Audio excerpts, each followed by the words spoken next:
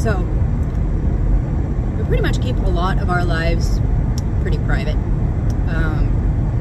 But I don't know, today I just feel like I should share that I'm going to see if our cemetery in Palmer has been plowed, because today is my brother's birthday, and 15 years ago he passed away, so he's at the cemetery. And every year we go to the cemetery and clean up his spot, and sometimes we build a snowman, or we do leave little messages in the snow, or we usually leave candles or something to light up his spot, like battery candles or whatever, which, yeah, at -8, those battery candles are going to die real quick. But they're there long enough to get a picture, and it's about us anyway, because he's not really there. It's just a way for us to remember him on his birthday. Anyway, so he's been there. He's passed away 15 years ago.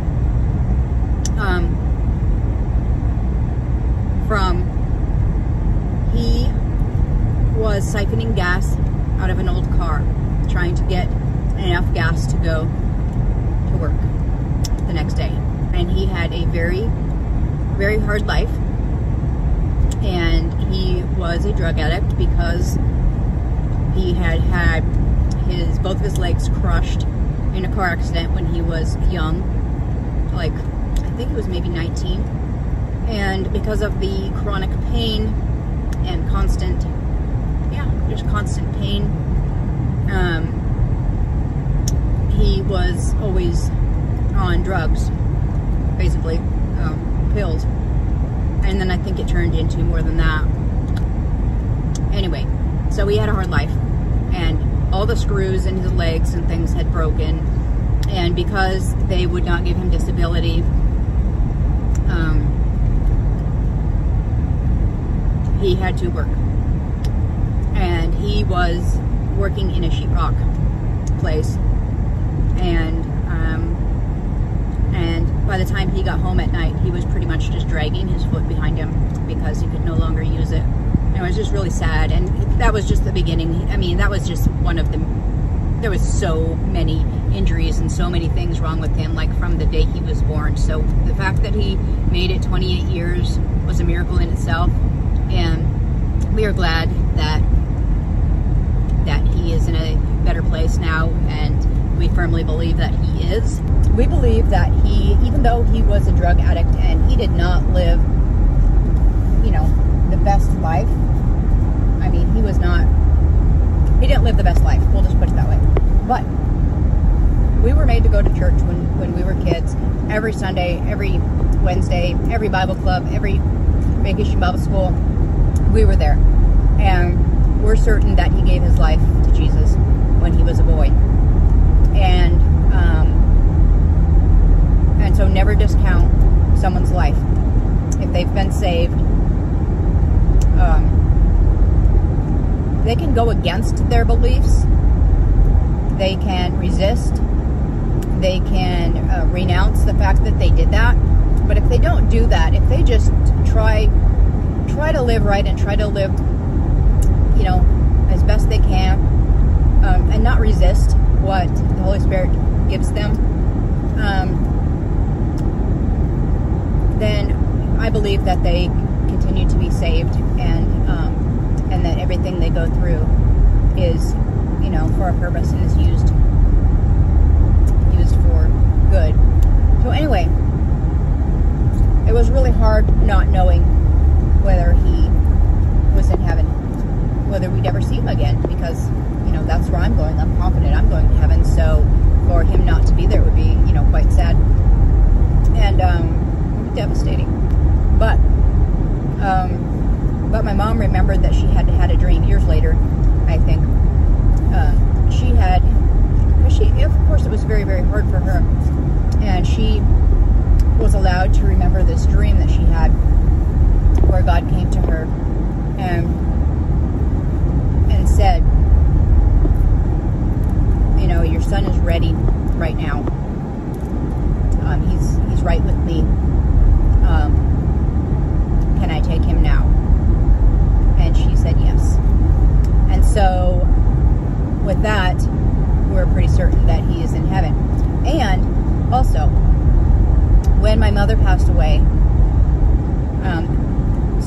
happened. I had a dream the morning before the hospital called and said that she was going to pass, that she was going to die. I had a dream right before that, right immediately before the phone rang, that my brother had come. And I just yelled down the stairs, Drew's here. And then we got that call. And then during the whole, my mother passing and stuff, my brother and sister were in the room with her, and because of COVID, we couldn't be in there, the other 3 siblings. So we were on the phone, FaceTiming, watching her. And so we were watching her die, and God, it was getting close. It was getting very close. And God said, look for Drew. And so I looked around the room, and I was just like, wow. I didn't say anything to anybody. I was just like surprised. And then I asked my sister, I was like, look in the window. Do you see anything? And she said, Drew's there. And then she told my sister that's in the room, or she told them that's in the room, Drew's there. And they looked around, but they couldn't see him. And my little sister was actually bummed that she couldn't see him, but she was in the room. It was like a reflection in the window, but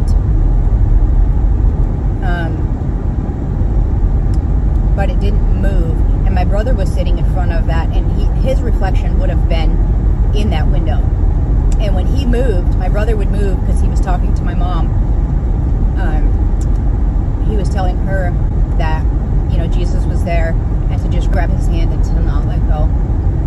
And when he moved, that reflection didn't move, and it didn't move at all.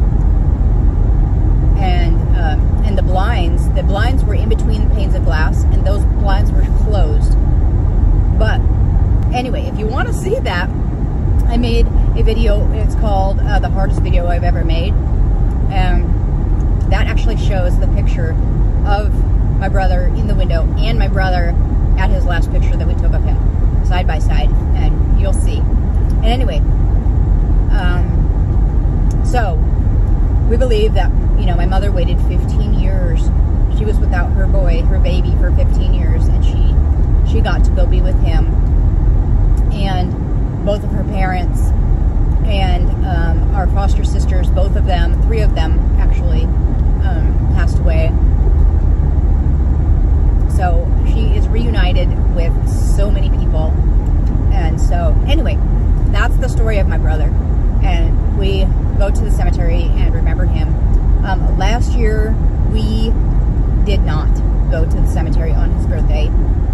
I think there was like a windstorm and it was super cold, but we were still healing from my mom's death last December, because she passed away in October, the middle of October. And so we were just like, you know what, this is Mom's year. She's with Drew, and she knows, and he knows that we're remembering him.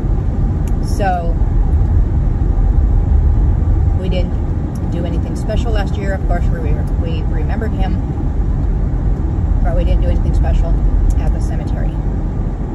So this year, I'm hoping to be able to get into the cemetery and do something, and if not, well, we'll light up some candles at home. But I will see if we can get in, and if we can, then we'll show you what's up down there. So I'm at the cemetery, and this is it. They plowed one pass in, and it only goes so far. And our plots are way, way, way over there. So I'm gonna say this is a no. This is a no today. Yeah, I think we're gonna end up just putting up some candles at the house for him and remember him that way, because it's impossible to get in here. So, new plan. First I need to figure out how to get out of here. Literally. All right, we can figure this out.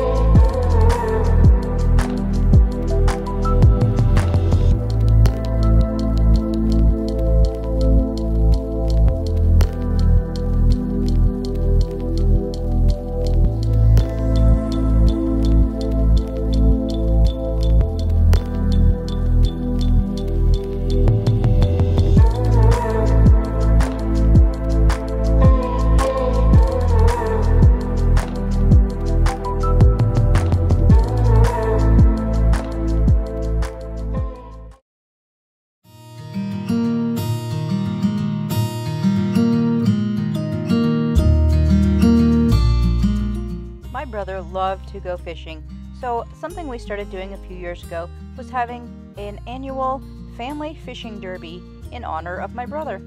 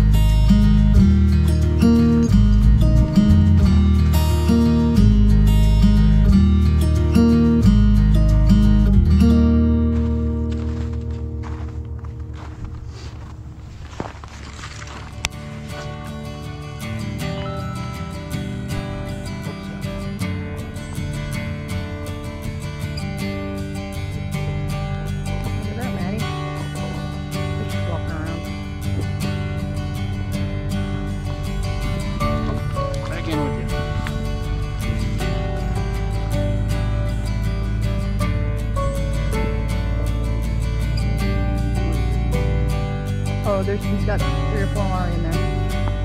Ready.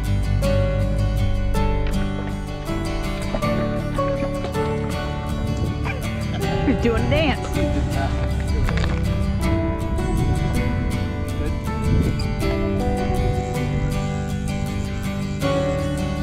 Yep.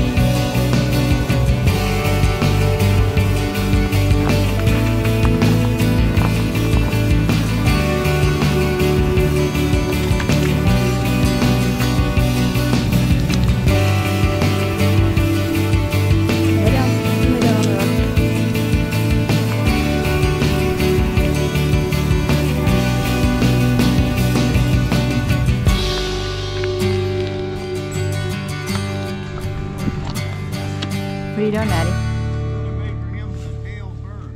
Yeah.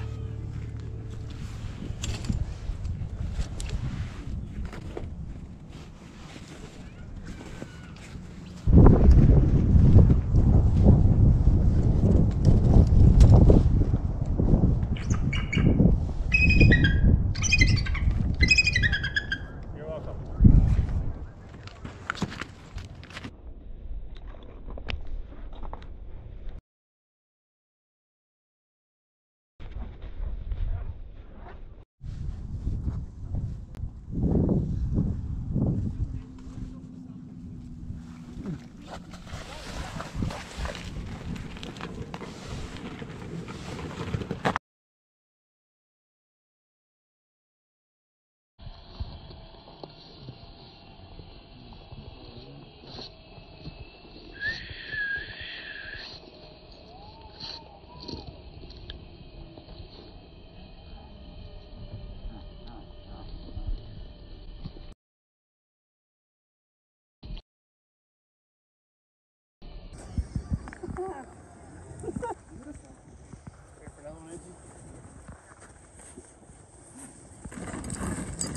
Yeah, eagle bait coming through. Eagle bait. Eagle bait.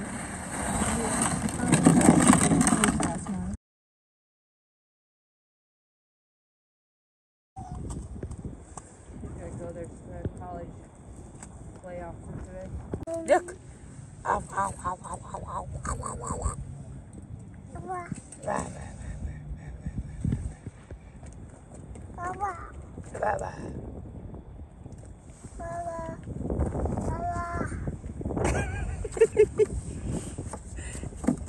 He got excited.